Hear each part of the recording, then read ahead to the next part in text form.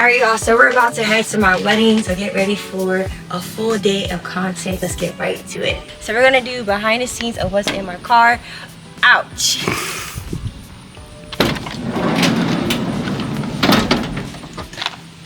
We got my uplights, these are already charged. We got my EVs, Ball 50s, these are already packed up. Give y'all a tour real quick to the back. Follow me to the back. So my client does have the ceremony cocktail reception, so that requires multiple setups just to make sure we have enough coverage. And it's a pretty big venue size, so we will make sure we have enough base, enough, coverage for the whole entire space so that everyone's not like overbeared or, too much music in one particular area. This wedding's about an hour and 30 minutes away. I need to be in that area before traffic hits on Friday.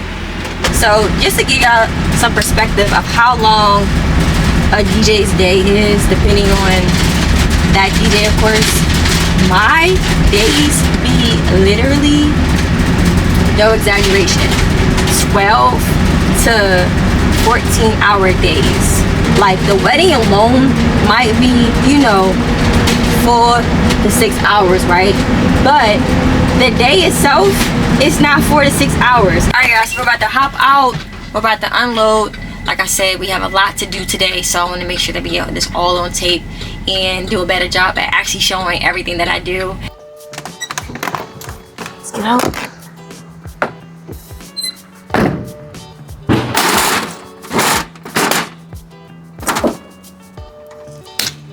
Load it to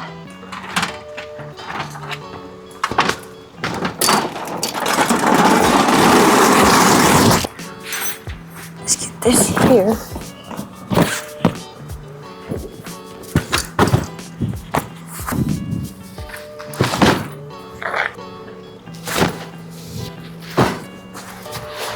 Typically, I like to stack this really tight to secure it,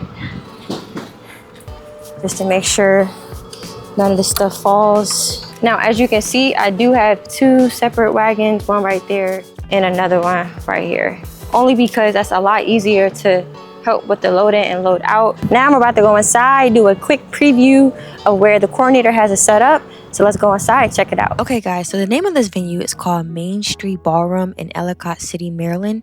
I have been to this venue before, and this is one of the most beautiful venues. It's really industrial and really, really cool to DJ at. The next thing I'm doing is unloading my van for my first load. So what I'm doing now is just emptying out one of my wagons because I have to have one more trip. So I want to make sure that I have enough space. So this space is where the couple had their ceremony and where also the room will be flipped to the reception. Typically, like I said, I do get here early so I can set up everything to make sure we're not rushing with any other vendors, just so we can make sure we're taking our time too. Isn't that crazy how time flies by so fast? It was just 1 p.m. and we just got here. Now it's already 2 o'clock. From this point on, we're pretty much just going to unload my wagon, set up my DJ booth. I got this DJ booth off Amazon. It is linked in my description. I've had it for a couple of years. It's really nice and sturdy as well. And then I have my Rain 1 that I got. I'm going to go ahead and set that up as well. And then we have my EV50s. Almost dropped them, but we're going to set those up on both sides. These carry a lot of power, especially for those small or even those mid-sized weddings. I've had them for about 2 years now. We're almost done. About 40% done. Finishing up the last speaker setup. This is the left side of the DJ booth. All right, next up, we're gonna set up our dance floor lighting on our Chevette T-stand. I've had a lot of people ask me what laptop stand do I use. I have placed it in the description of this YouTube video. Also, I use an M3 Max Apple computer. I prefer Apple when it comes to Serato. All right, so we're almost set up completely for the reception. So this room will be for the ceremony and this room will be for the reception. So they're going to do a room flip where the other side is going to be the cocktail hour. Now, this is my DJ gig bar that I got off Sweetwater.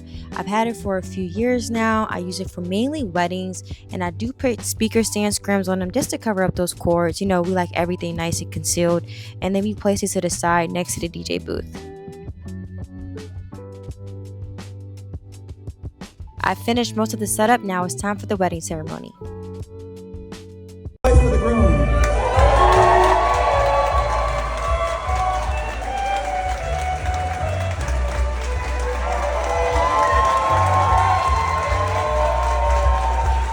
Our beautiful bride.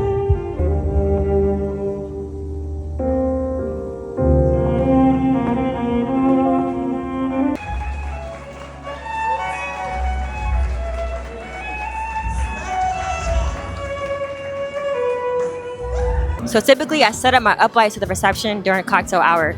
So like I said, these lights have already been charged. They chose to go with a nice white. The client got 16 of them. They beam really bright.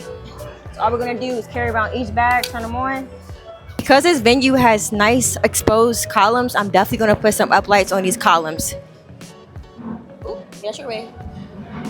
Now we're just gonna place these uplights on each of these columns and especially behind the couple to give the couple's area a nice accent color as well. Welcome for the bridal party! Come on out, y'all! Make some noise for this official bridal party. I'm so soulful, don't you agree? Once again, make some noise, y'all! Mr. and Mrs. Bryson! One more time, y'all, for Mr. and Mrs. Bryson, y'all. You all may have your seat as the couple's about to share their first dance. Till the day you walked into my life. So at this time, we're going to do a prayer by Mr. Brandon. So if we can have everyone's attention as we're about to cover and bless the food at this time by Brandon. Thank you. All right, y'all, so they're at the reception, they're having dinner. So this is where we get a little bit more finished behind the scenes.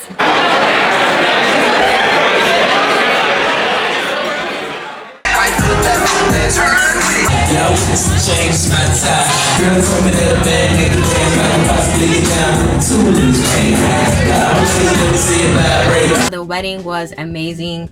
The overall turnout was outstanding. Again, we did the ceremony, cocktail, and reception, and uplighting. We got a client review from the client themselves today on tape, so I'm excited to share what they had to say. So honestly, this has been an amazing day. It has been put together so well, and we appreciate all of you all for putting this together. Thank you for setting the tone, setting the vibes. It's been a good time. Thank you all. We got a long trip back home, but listen to some jazz. And to be exact, I'm finna play some Boney James, okay? Boney James gonna do it every time. Nice, cool vibe. Because you're not about to turn up on the way home. We gonna vibe, you feel me? Alright, let's get on up out of here.